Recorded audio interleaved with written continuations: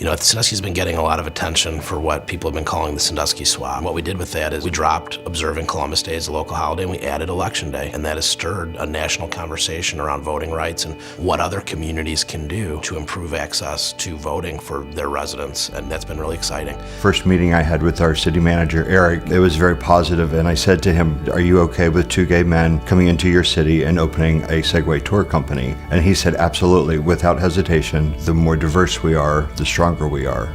Our city is progressive because we're putting words into action. People genuinely care about one another. There's a lot of things going on in Sandusky, and you just have to want to be a part of it and love it. We've been making a lot of investments in public transit. We brought Greyhound into the city so it could be closer to the city center. We've added Sunday service on our public transit system so people can get to their jobs. We also offer free rides on Election Day and for people to get to warming shelters and just to make sure that people have as much access to get around the city as possible.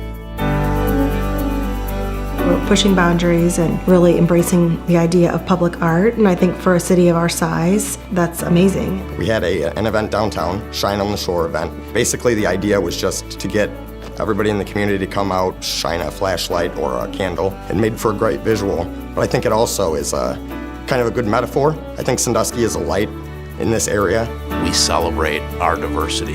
You know, we're a proudly integrated community, and that's a huge part of who we are. I'm really proud to say I'm from Sandusky, Ohio. I mean, I'm smiling when I say that because it really does mean a lot. We are making some real major moves to include and not exclude anyone in this city.